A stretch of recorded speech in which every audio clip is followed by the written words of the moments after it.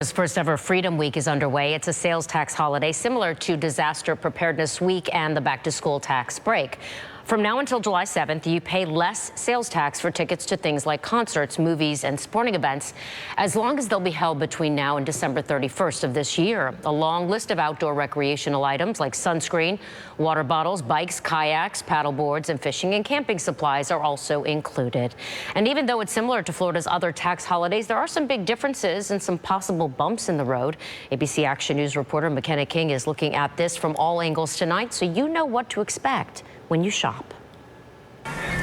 If you've been eyeing some concert tickets, a kayak, or a long list of other items needed for recreational activities, you'll pay a little less for them over the course of the next 7 days. Florida Freedom Week kicks off today, which means items like this will be subject to less sales tax. Derry Jackson is the co-president of Vill Jackson's in Pinellas Park. They've got a lot of stuff included in this year's Freedom Week sales tax holiday.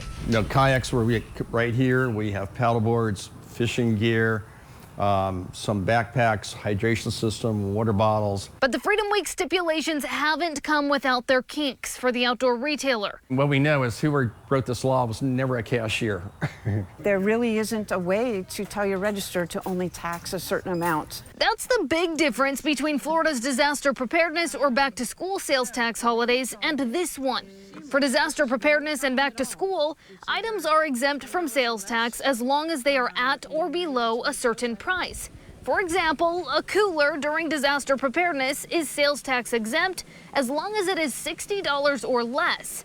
If the cooler is more than $60, you'll pay sales tax on the whole thing. Very easy, either taxed or non-taxed. But for Freedom Week, things are a bit different. Let's use the cooler example again. For this holiday, the first $75 of a cooler are sales tax exempt. If the cooler is more than $75, the remaining portion will be taxed, so you're still saving a little money.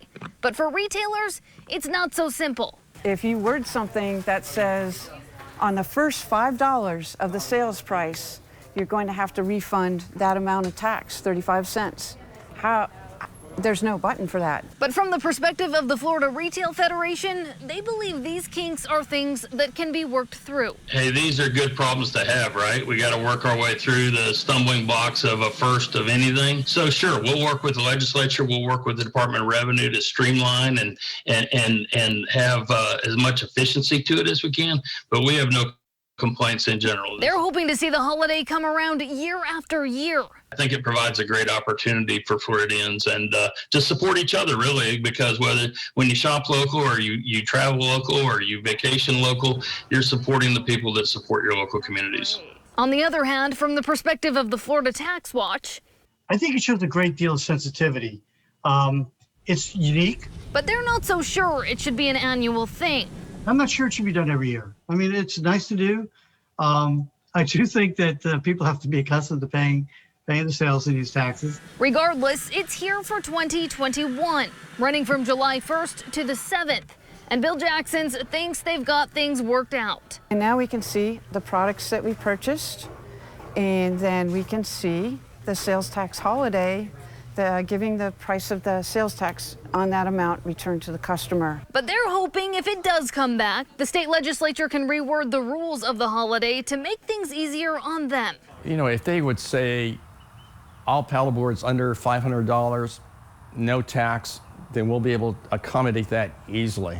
Just understand, some shops may have difficulty. We may stumble a little bit, but we're hoping we've done everything to make it a nice experience for the customers and our cashiers.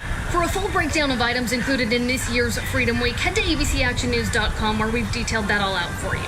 Reporting in Pinellas Park, McKenna King, ABC Action News.